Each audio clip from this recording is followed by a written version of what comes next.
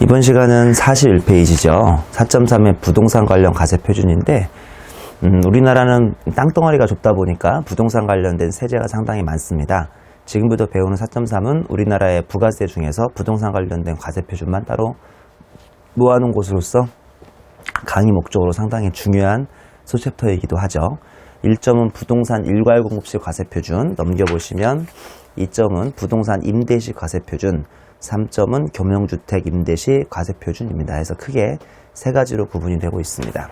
첫 번째 부동산 일괄 공급은 뭐냐면 우리나라에서 일반적으로 토지 건물을 사고 팔 때요. 한 번에 사고 팔지 토지 부분 따로 건물 부분 따로로 사고 팔지는 않죠. 그 얼마 전에 우리 업체 중에 하나가 예전에 뭐를 팔았냐면 아파트형 공장이라고요. 소위 지식산업센터라고도 하죠. 우리 구로동 같으면 구로 디지털 단지 같은 데 가면요. 아파트 공장이라고 많이 있어요. 그러니까 아파트 비슷한데 그 안에 701호, 702호, 703호에서 많이 공장이 있는데 예를 들어서 701호를 팔면 그 7층에 있는 1호 그거를 파는 거기도 하지만 그 밑에 있는 땅덩어리, 땅에 붙어 있는 부분에 자신의 그 701호 부분에 해당하는 일부를 팔기도 합니다. 그게 만약에 5억이라면 토지 부분이 60%여서 땅값이 3억이고 실제 701호에 있는 건물 부분이 2억이다라고 가정하면 701호에 대한 60%인 3억의 땅값에는 부가세가 안 붙고요. 40%인 2억에 대해서만 부가세가 붙으니까 그거는 5억을 주고받는 게 아니라 5억 2천만 원, 즉 2억 부분에 대해서 10%를 더 주고받아야 하니까요. 5억 2천만 원의 거래가 돼야 합니다. 내용을 보시면 토지 공급이 면세이므로 안분 계산해야 함이라고 되어 있죠. 반가로 1번에 감정평가액이 있으면 감정가액으로 안분을 하면 되죠. 간단합니다. 꽃표시 1번 내려오면 공급시기 가로 열고 중간지급 조건부 또는 장기할부 판매는 최초 공급시기 가속하는 과세기간의 직전 과세기간 시작일부터 공급시기가 속하는 과세기간의 종료일까지의 감정평가가 가능하니까 총 2기 동안이에요. 딱 그 기간이라 직전 기간의 시작일부터 감정평가액이 있으면 그걸 사용하면 되니까요. 근데 실무에서는 굳이 토지 건물을 팔았을 때 돈 들여가면서 감정평가를 받지 않고 반가로 2번 감정평가 가액이 없는 경우에 동그라미 1번이 가장 일반적이죠. 기준시가가 모두 있는 경우 우리나라의 토지 건물에 기준시가 제도가 있으니까 어렵지 않게 찾을 수가 있거든요. 그러면 내용을 보시면 공급계약일 현재의 기준시가에 따라 계산된 가액에 비례해서 안분 계산하라고 되어 있고요. 동그라미 2번 기준시가 없는 자산이 만약에 포함되어 있다면 1차 안분은 장부가액에 비례해서 안분하고 2차 안분은 기준시가가 있는 자산에 대해서는 다시 1차 안분의 결과의 합계액을 기준시가에 의해서 안분 계산하라고 되어 있습니다. 물론 1차 안분에는 장부가도 없다면 취득가액이라고도 되어 있는데 이렇게까지는 꼬이진 않으니까 대부분 장부가액으로 끝납니다. 그리고 다시 2차 안분으로 기준시가가 있는 자산에 대해서는 1차 안분 결과에 다시 기준시가로 안분하라고 되어 있죠. 우리 가끔씩 시험에 이렇게 나오거든요. 토지하고 건물하고 구축물 또는 기계장치를 같이 팔았다고 그래요. 기준시가 있고요. 기준시가 있고요. 우리나라에 얘네들은 기준시가 제도가 아예 없어요. 그러니까 별 수 없이 처음에 1차로는 이 세 개를 장부가액으로 안분한 다음에 다시 한 번 안분된 금액을 토지 건물은 또 기준시가로 2차 안분을 해야 하는데요. 이거 나중에 계산 문제 같은 거 풀어보시면 아주 썰렁합니다. 되게 어려워 보이지만 말만 어렵지 실제로 풀어보면 전혀 어렵지 않습니다. 그래서 이 세 가지를 기억하셔야 돼요. 첫 번째 장부가액이 있으면 감정평가액이 있으면 감정평가액으로 하시고요. 그게 없다면 기준시가가 다 있어버리면 기준시가로 하시되 기준시가 없는 애가 하나라도 끼어 있으면 장부가액으로 안분하시고 얘네들 남은 두 개를 다시 기준시가 제도 있는 애들을 기준시가로 안분하는 겁니다. 꽃표시 2번 일괄 공급가액에 부가세가 포함되어 있지 않으면 일괄 공급가액 곱하기 토지가액 더하기 건물가액 중에 건물가액을 분자로 올리면 돼요.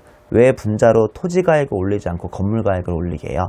지금 우리는 과세를 구해야 하는데 토지는 면세이다 보니까 토지를 분자에 올릴 필요는 전혀 없습니다. 근데 두 번째 공급가액에 일괄 공급가액에 부가세가 포함된 경우는 잘 보셔야 돼요. 일괄 공급가액 곱하기 토지가액 더하기 건물가액에만 110%를 한 다음에 분자에 다시 건물가액을 올립니다. 이거죠. 지금 밑에 있는 사례처럼 토지 건물을 1,000원에 팔았어요. 이게 부가세가 포함되지 않으면 되게 쉬운데요. 부가세 하필이면 포함되어 있대요. 그리고 둘이 감정가액은 200과 300이래요. 만약에 부가세가 포함되지 않았으면 간단해요. 200 더하기 300분의 300을 해버리면 아주 간단하게 600원이 건물의 과표가 돼요. 근데 안타깝게 지금 부가세가 포함되어 있대요. 나 산수 잘하거든. 그래? 부가세 포함되어 있어? 그러면 이거를 1.1로 나누자. 부가세 포함이니까. 그러면 큰일 납니다. 여기다 1.1 나누면 안 돼요. 왜냐면 1,000원에는 토지 부분하고 건물 부분이 있는데 그 둘 중에 어디에만 부가세가 붙어 있으니까요. 건물에만 붙어 있으니까 이걸 1.1로 다 나누면 큰일 나요. 여기에다가만 1.1 곱해서 결국은 300원 부분만 1.1로 나눈다고 생각하면 돼요. 여기는 다시 1.1 곱하는 거 아니에요. 지금 우리는 공급가액, 부가세가 공급가액을 구해야 하니까 공급 대가를 구하는 게 아니라 공급가액을 구해야 하니까 여기다는 1.1을 곱하는 게 아닙니다. 그럼 결론적으로 400원 대 600원일 줄 알았는데 433원 대 566원이 되는 거죠. 이렇게 해서 반드시 1,000원에 바로 1.1로 나누는 게 아니라 300원만 1.1로 해준다는 것도 기억을 하셔야겠습니다. 마지막 곱표시에 우리나라는 현행 법규상 구축물, 기계장치 등에 대해서는 기준시가 제도가 없다고 되어 있죠. 밑에 있는 사례 이 계산 문제입니다. 아주 간단합니다. 실은요. A사가 토지건물 구축물을 1,000원에 부가세 포함 안 되므로 일괄 공급한 경우 각각의 실질 거래가액이 불분명하고 과세표준을 구하라고 되어 있죠. 감정가액은 없다네요. 그럼 뭘로 가야 한다고요? 기준시가. 기준시가 없는 애가 하나라도 껴있으면 장부가액으로 가시고 그 다음에 기준시가 있는 애들을 2차 환분하라고 그랬죠. 보다시피 토지건물 구축물이 있는데요. 기준시가는 30, 70에 있고 장부가액은 100, 200, 200이 있네요. 그러면 1차 환분은 기준시가 없는 애가 있으니까 장부가액으로 해야죠. 그러면 100, 200, 200으로 하지 마시고요. 300대 200으로 하시는 게 쉽죠. 네? 300대 200으로 하시는 게 쉽다고요.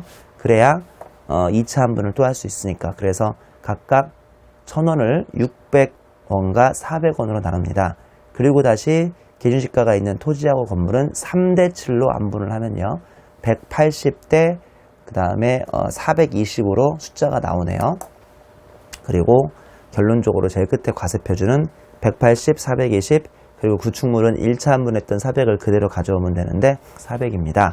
하지만 원래 토지는 면세니까 과세표준은 건물하고 구축물만 산정되고요. 그러면 820이 됩니다. 뭐 아주 간단합니다. 밑에 제가 간편법은 더 쉽게 해놨으니까 궁금하신 분들은 표 작성하기 싫으면 간편법을 하시면 되겠습니다. 자, 2점에 다음 페이지는 2점에 부동산 임대시 과세표준입니다. 예전에 제가 공부할 때 1점 마치고 갑자기 또 2점이 나오니까 이건 또 뭐야? 이거 뭐 하는 거야? 금방 배운 건 뭐고 이건 또 뭐야? 이랬는데 금방 배운 것은 토지 건물을 한 방에 팔아버릴 경우고요.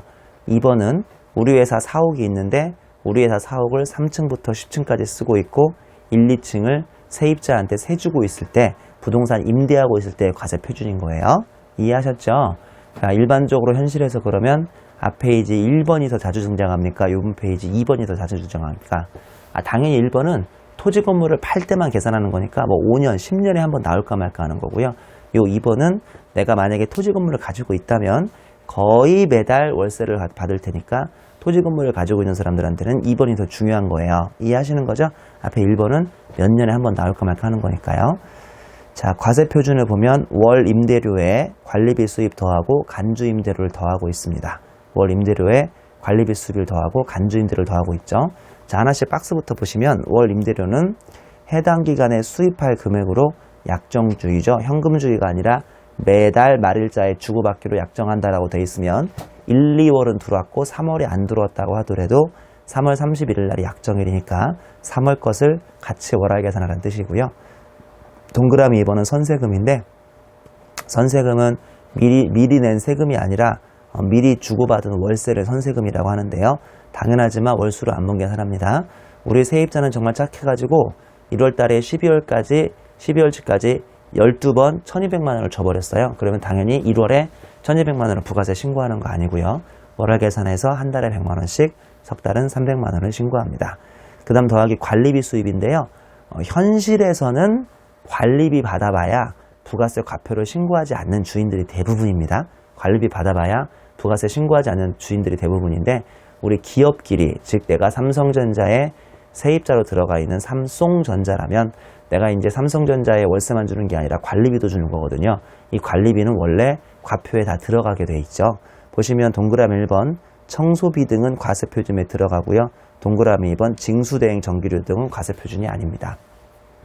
쉽게 얘기해서 만약에 여러분들이 뭐 학교 앞에서 월세를 산다면 뭐 주인 아줌마, 주인 아저씨가 일반적으로 그 사업자가 아니라 일반 자연인이니까 이렇게 관리비를 주고받을 때 막 부가세 끊고 그러진 않을 텐데요. 원래 여러분들이 관리비 주면 그 아니죠. 주인 아저씨 아줌마가 뭐 쓰레기 분리수거도 대신 해주고 그 다음에 뭐 계단 청소도 해주고 그래야 하는 거잖아요. 그거는 자기가 가져가는 수입인 셈이니까 과세 표준에 들어가요. 그 주인 아줌마에. 근데 그게 아니라 동그라미 2번 징수대행 전기료라고 해서 학생 방에서 3만원 월세가 나왔으니까 3만원 전기료가 나왔으니까 내가 3만원 받아다가 대신에 학생 대신 내줄게 해서 받아가는 전기료를 따로 챙겨가신다면 그 따로 챙겨가는 전기료는 주인 아줌마 입장에서 자기 주머니에 들어오는 게 아니라 학생한테 받아다가 대신 내는 거에 불과하니까 요건 과세 표준에 포함하지 않는 겁니다.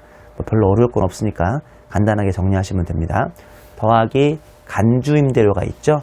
간주임대료는 예전에 법인세나 부가세에서도 많이 나왔던 것 중에 하나인데요. 보증금 받은 거에 무슨 이자를 곱하죠? 당좌대출 이자율인가요? 정기예금 이자율인가요? 요 간주임대료는 보증금 받아놓은 거에 정기예금 이자를 곱해서 구하는 겁니다. 그러니까 세입자한테 내가 뭐 월세를 받고 있는데 보증금도 뭐 1,000만 원 받아놓고 월세를 100만 원 받고 있다면 한 달에 다달이 1,000만 원 곱하기 박스에 있는 것처럼 정기예금 이자율 현행 세법에서 2.5%인데요. 뭐 여러분들은 그냥 어차피 뭐 문제에서 다 주니까 몇 퍼센트라고 굳이 외울 필요는 없고요.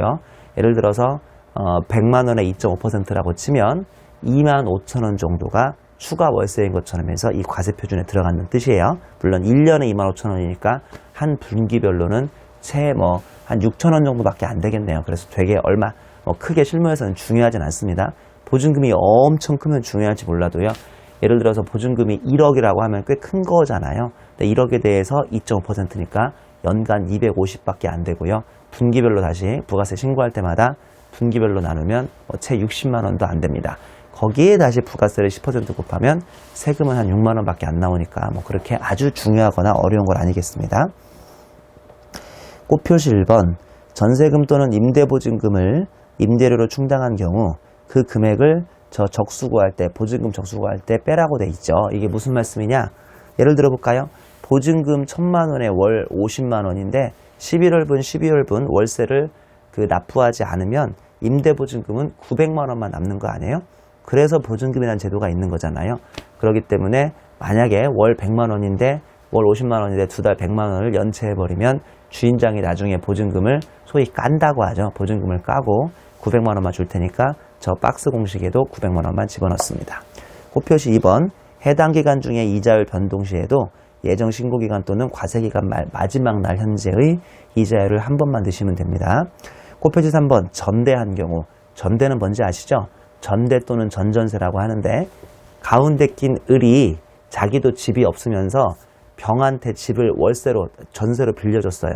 근데 이 집을 누구한테 빌려온 거죠? 갑한테 빌려왔어요. 갑한테. 그러니까 전대 전전세는 누구한테 빌려와서 누구 빌려주는 거를 전대나 전전세라고 하죠. 전대한 경우 임대보증금을 빼줍니다. 보시면 사업자가 부동산을 임차하여 다시 임대 용역을 제공하는 경우에는 해당 임계기간의 임대보증금에서 예전에 임차 시 지불한 임차보증금을 차감한다라고 되어 있습니다. 자, 다시 위에 간주임대료 박스를 보시면 보증금 등의 적수에서 빼주는 게 있어요? 없어요? 없죠. 마치 법인세 간주임대료의 추계를 구할 때처럼 뭐 건설 적수 등을 빼주지 않습니다. 근데 보다시피 꽃표시 3번에 남한테 빌려와서 또 남을 빌려주는 전대나 전전세의 경우는 내가 빌려왔던 보증금을 빼주게 되어 있습니다. 예를 볼게요. 100의 보증금에 400제곱미터를 남한테 임차해 왔어요. 즉 갑한테 임차해서 이 중 절반을 150의 임대보증금을 받고 또 병한테 전대에서 또 빌려줘 버립니다. 그럼 보시는 것처럼 150 받았잖아요. 빼기 100에 빌려온 거에 절반을 다시 남한테 빌려줬으니까 400분의 200 한 다음에 일수 곱하고 정기예금 이자를 곱하고 365분의 1을 하고 있습니다. 그 다음에 꽃표지 4번은 안 중요한데요. 기부 체납한 지하도 건설비 공제라고 해서 하기의 건설비 상당액을 임대보증금에서 차감해 줍니다. 그러니까 법인세에서는 원래 건설비 등의 적수를 빼주는 건데 추계일 때는 안 빼주죠. 부가세는 거꾸로 그냥 추계인 것처럼 다 보증금을 빼주지 건설비 적수 등을 빼주지 않는데요. 전대의 경우하고 기부채납의 경우는 일부의 보증금을 빼주고 있습니다만 우리 전대 정도만 아시면 되고 기부채납은 그렇게 중요해 보이진 않습니다. 3번은 겸용주택 시 과세표준입니다. 요것도 시험에 많이 나오니까 반드시 정리하는데요. 이것도 말로 들어보는 것보다 문제를 차라리 하나 풀어보는 게 훨씬 쉬워요. 꼭 문제를 풀어보세요. 보면 겸용주택 시 겸용주택 임대주 과세표준이라고 해서 주택 임대는 면세이므로 안분 계산하라 라고 되어 있죠. 이 겸용주택 임대는 뭐냐면 뭐 이런 거죠. 예를 들어서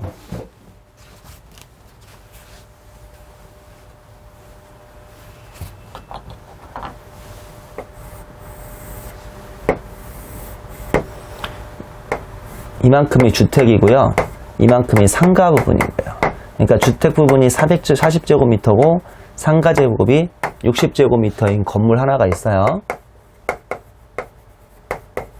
이 건물 A를 남한테 빌려주고 월세를 받고 있어요. 월세를 만약에 100만원 받는다면 100만원에 주택 부분에 해당하는 440만원은 부가세가 안 붙어요. 왜냐하면 주택의 월세는 원래 부가세가 안 붙으니까.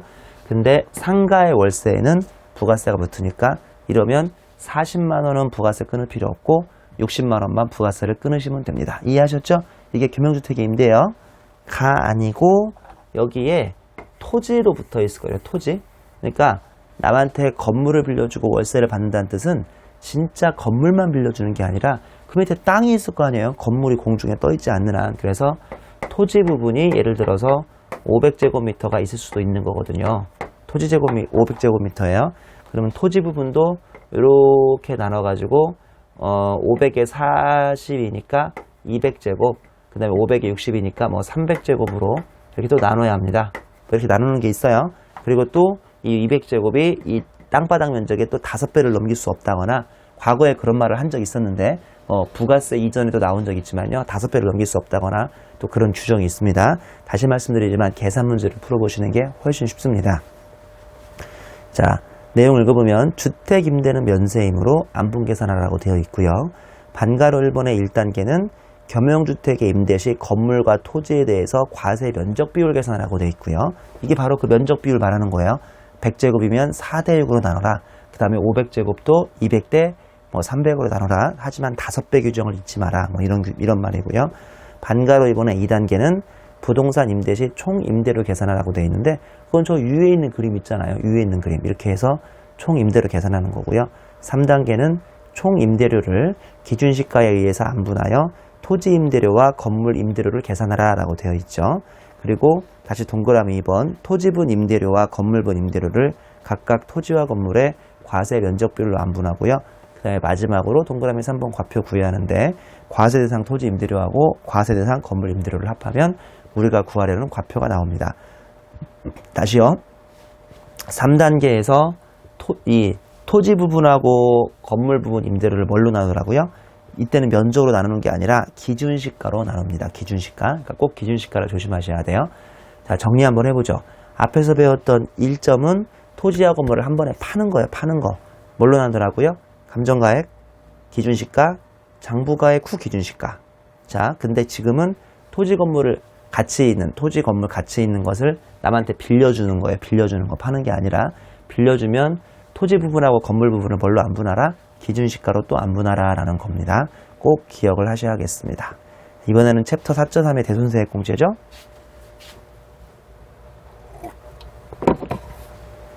자, 대손세액 공제는요. 제가 쉽게 설명을 드릴게요. 잘 보세요. 나 지금 일기 부가세 과표 확정 신고를 해야 돼요. 일기 부가세 과표를 확정 신고해야 하는데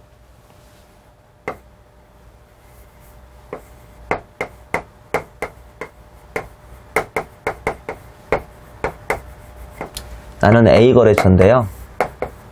B거래처에 6월 1일 날 10억을 매출을 했어요. 그러면 분기 한번 해볼까요? 분기.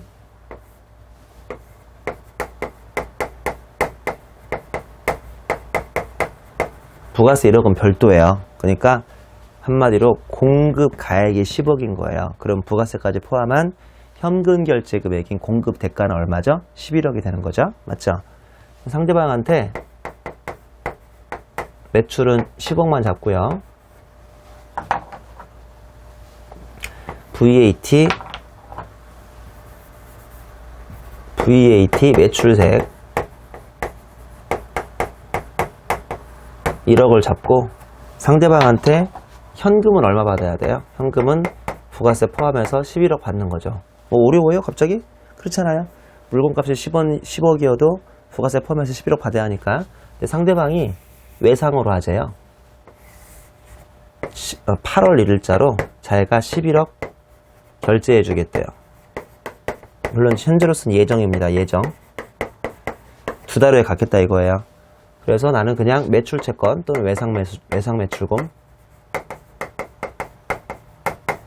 11억을 잡았어요. 됐죠?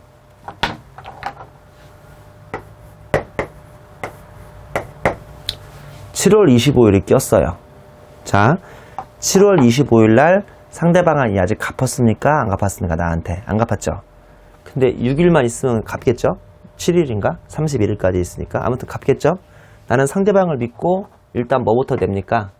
VAT 매출색 1억을 내고 1억을 없애고 여기다가 현금을 1억을 내겠죠. 여기 있잖아요. 매출색 없애고 현금 내야 하잖아요. 이해하셨죠? 자, 어려워요? 괜히 내가 어렵게 설명했나? 쉽게 얘기해서 6월에 내가 물건을 팔았는데 그게 외상으로 팔았어요. 근데요 7월 달에 25일 날에 와가지고 그 B라는 친구한테 외상 금액을 결제를 못 받았어도 부가세를 먼저 내게 돼 있어요. 이해하셨어요? 현금 결제받았다고 부가세 내는 거 아니에요? 매출만 하면 부가세 내는 거예요. 근데 8월 1일 날 나한테 결제해 주기로 한 친구가 망해버렸어요. 오케이? 여러분, 이 친구가 망하면 나는 원래 물건 때 10억만 손해봐야 합니까? 부가세 1억만 손해봐야 합니까? 물건 때와 부가세를 포함한 11억을 내가 다 손해봐야 합니까? 원래는 나는 얼마만 손해보면 되죠? 물건값 10억만 손해보면 돼요. 나 근데 얼마까지 손해봐버렸죠? 1억을 내버렸네? 이거 돌려받지도 못하네? 나 그러면 11억 다 손해보는 거거든요. 짜증나네. 1억을 내지나 말걸 부가세를 괜히. 이런 경우가 많습니다. 제가 옛날에 회계사 할 때도요. 한번 떼인 적 있어요. 감사 수수료를. 그러니까 남한테 감사를 해줬는데요. 감사하고 1,000만 원을 받기로 했는데 상대방이 나중에 주겠대요. 그럼 부가세 포함해서 1,100만 원을 받게 돼 있어요. 내가. 근데 상대방한테 받기 전에 부가세 신고하는 날이 돼가지고 내가 부가세 100만 원을 미리 내버렸다니까요. 근데 상대방이 망했대요. 그럼 나는 부가세 포함해서 1,100만 원을 다 손해보거든요. 원래는 1,000만 원만 손해봐야 하는데 뭔 소린지 아시겠죠? 이런 일이 실무에서 은근 많습니다. 그러니까 상대방이 결제하기 전에 내가 부가세 신고 날짜가 와서 미리 내줘버렸는데 그 사람이 망해버리면 나는 물건값 10억만 손해보는 게 아니라 부가세 포함해서 11억을 손해보게 된다 이겁니다. 이건 억울하죠? 잘 보세요. 그러면 내가 얘를 포함해서 4월부터 6월까지 50억을 팔았다고 쳐요. 50억. 그 안에 이게 10억이 포함되어 있습니다. 그러면 이 10억은 망했으니까 원래는 40억에 대해서만 10%인 4억을 내면 되는 건데 나는 괜히 50억에 대해서 10%까지 해서 얼마를 내버린 거예요? 5억을 내버린 거죠, 부가세를. 그러니까 나한테 50억에서 빼기 이 망한 10억을 빼가지고 과표를 얼마로 만들어주라고요? 40억의 10%인 4억만 세금 내면 되겠네요. 아니라니까요. 그렇게 하는 게 아니고 그냥 과세 표준은 정상적으로 50억으로 얘가 망하든 말든 그 안에 10억이 포함되어 있든 포함이 안 되어 있든 그냥 일단 그 당시에 물건 판 것은 다 과표에 집어넣고 10%의 5억의 부가세를 냅니다. 선생님 저 1억은요? 그거 과표에서 빼는 게 아니라 어디서 뺍니까? 지금 배우시는 대손세액 공제란 이름으로 얼마를 빼주게요? 1억을 빼줍니다. 결론적으로 부가세는 얼마만 내면 되죠? 4억을 내면 됩니다. 어려워요? 내가 쉬운 걸 어렵게 설명했나? 자, 다시. 그냥 그럼 이런 거 잊어버리세요. 이런 거 잊어버리세요. 내가 4월부터 6월까지 50억을 팔았습니다. 근데 그 중에서 망한 회사가 얼마 있다? 10억이 있습니다. 그러면 나는 50억에 대해서 내야겠어요? 40억에 대해서 내야겠어요? 10억은 망했으니까 돈을 못 받으니까 부가세도 40억에 대해서만 내요. 즉 4억만 내시면 돼요. 결론은 4억만 내시면 되는데 우리 부가세 계산했을 때는 어떻게 계산한다? 굳이 판 거에서 10억을 빼서 과표를 40억으로 만드는 게 아니라 과표는 그냥 50억입니다. 대신에 나중에 대손세액 공제에서 과표에서 10억을 뺀다, 세금에서 1억을 뺀다, 세금에서 1억을 뺍니다. 이렇게 하나, 과표에서 빼나, 세금에서 1억 빼나, 결국은 그냥 4억만 내면 되는 거잖아요. 자, 37페이지 가십니다. 37페이지에 상단의 표로 가시죠. 상단의 표의 양가로 4번에 과표에서 공제하지 않는 금액 있죠? 제가 거기다 뭐라고 쓰라고 했죠? 뺄 것 같은데 안 뺀다고 그랬죠? 자, 지금 50억 팔았는데 남한테 10억 못 받게 됐어요. 그 10억은 과표에서 빼야 할 것 같아요? 안 빼야 할 것 같아요? 빼야 할 것 같죠? 근데 빼요? 안 빼요? 안 뺀다니까요? 어차피 과표에서 안 빼도 어디서 빼주니까요? 거기 양가로 4번에 반가로 3번 대손금이죠? 가로 열고 과세표준에서는 빼지 않지만 향후 대손세액으로 바로 세금에서 1억을 빼주죠. 그게 지금 43페이지고요. 자, 43페이지에 반가로 1번에 대손유금을 들고 봅니다. 동그라미 보면 대손사유. 사업자가 부가세 과세대상 재화용을 공급한 후 소득세법 및 법인세법상 대손사유가 발생합니다. 우리 소득세나 법인세를 배우신 분들은 흔히들 소멸시효 완성이라는 등 이런 대손요건이라는 게 있는데 그 대손요건을 만족해야 부가세나마 그나마 1억을 세액공제로 돌려받을 수 있는 거예요. 이거 나한테 좋은 거잖아요. 엄밀히 말하면 좋은 게 아니라 본전 찾는 제도에 불과한데 아무튼 빼주는 거니까 좋은 거죠. 동그라미 2번 대손 확정 기간은요. 기한은 공급일부터 5년이 경과한 날이 속하는 과세기간에 대한 확정 신고기한까지 대손세액 공제 요건이 확정돼야 합니다.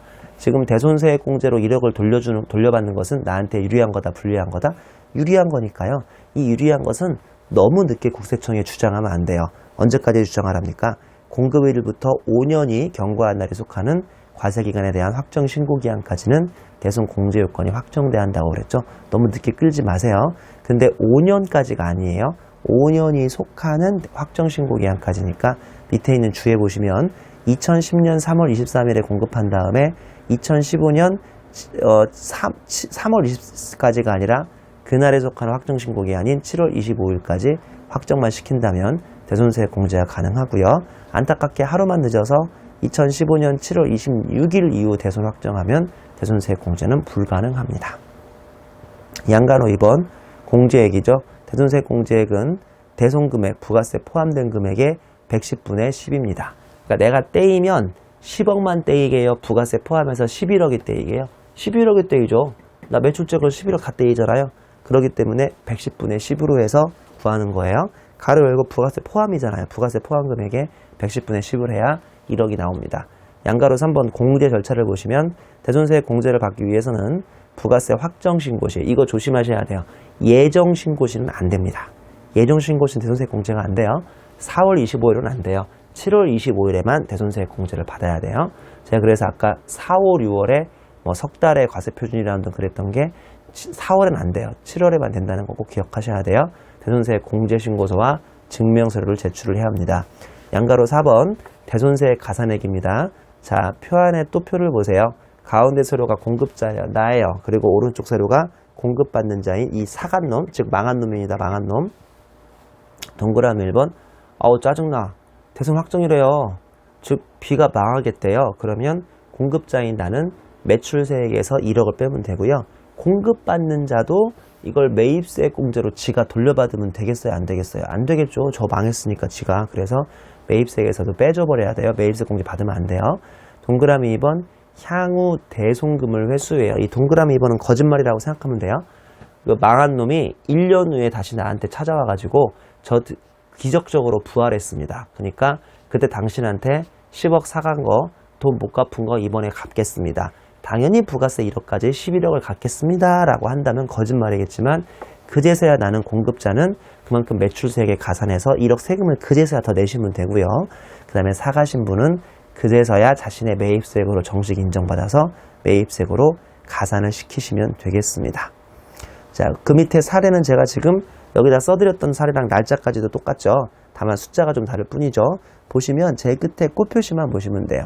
꽃표시에 B거래처가 대손 발생함에 따라 A거래처는 자신이 공급가액인 100만 손해봐야 하는데 부가세 매출세액 10을 대손세 공제 방식이라면 더 늘려주는 것이라, 즉 110원을 손해보시면 안 되는 거예요. 부가세까지 포함해서.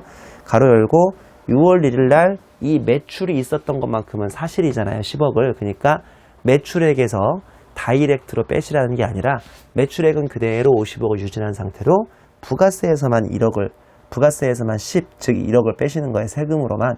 그러니까 내가 못 받았다고 해서 그 물건의 매출 자체가 없었던 건 아니잖아요. 그러니까 매출에서 빼시는 거 아닙니다. 그냥 세금에서 바로 10을 빼주시면 되겠습니다. 자, 여기까지 해서 4.4의 대손세 공제까지 해서 부가세 과세표준과 매출세액은 마칩니다. 자, 다음 페이지 넘기시면 44페이지에 매입세액과 차가감 납부세액입니다. 즉 요거를 구하는 토픽입니다. 이번 토픽은 요거 구하는 토픽이에요. 차가감 납부세액까지 구하는 거죠. 그러니까 300원에서 200원을 빼주는 걸 배울 뿐만 아니라 그래서 결국은 100원을 내는 차가감 납부세액까지 구합니다. 매입세액의 계산구조라고 해서 양가로 1번부터 양가로 10번까지 나오죠. 첫 번째, 세금계산서 수취분 매입세액, 즉 세금계산서 받아온 거. 양가로 2번, 예정신고 누락분. 양가로 3번, 매입자 발행 세금계산서에 의한 매입세액. 양가로 4번, 신용카드 매출전표 등 수취분. 양가로 5번, 의제매입세액. 양가로 5번, 과세전환 매입세액. 양가로 6번, 재고매입세액. 양가로 7번, 변제대손세액. 그 다음에 대손처분받은 세액. 마지막으로 대손세액, 매입세액 불공제액까지 해서 는 매입세액 공제액이라고 해서 1부터 8까지 더하고 9, 10을 빼면 되죠. 자, 여기서 중요한 거 짚어드릴게요. 1번 당연히 중요하고요. 그 다음에 4번, 5번, 10번, 1번, 4번, 5번, 10번이 중요하겠습니다. 꽃표지 보시면 1번에는 매입세액 불공제 여부를 불문한 모든 금액을 기재한 다음에 10번에서 차감합니다. 잘 보세요. 내가 지금 초코파이를 이번에 10개를 사왔어요. 그러면 세금계산서 수취분 매입세액에 200원씩 10개니까 일단 2,000원을 써요. 1번에다가. 근데 10번에 그 10개 판 거 중에서 한 장을 세금계산서를 못 받아온 거예요. 그러면 10번에다가 마이너스 200을 쓰시면 돼요. 그러니까 무슨 말씀이냐면 10번 팔았는데 한 장을 못 받아오고 9장만 세금계산서를 받아왔으면 200원씩 9번에서 1,800원을 1번에 쓰는 게 아니라니까요. 1번에는 2,000원을 다 쓰고요. 대신에 10번에 매입세액 불공제 부분에 200원을 빼주시면 되는 겁니다. 이걸 우리는 소위 총액 방식이라고 하죠. 위에 총액 쓰고 밑에 안 되는 걸 빼시면 되니까. 근데 꽃표지 4번에 있는 신용카드 매출전표는 안 그래요. 내가 이번 기회에 신용카드를 100번 긁었다면 그 중에 매입세 공제받을 수 있는 게 있거든요. 뒤에 배우시는데 그러면 그 중에서 매입세 공제받을 수 있는 10번만 4번에 쓰시면 되는 거예요.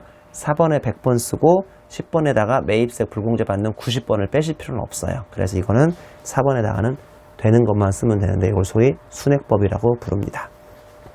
그 밑에 세로 공식 있죠? 세로 공식을 보시면요. 차가감 납부세 계산구조라고 해서 되게 쉬워요. 부가세는 계산구조가. 매출세액 얼마예요? 300원이죠? 매입세액 얼마예요? 200원이죠?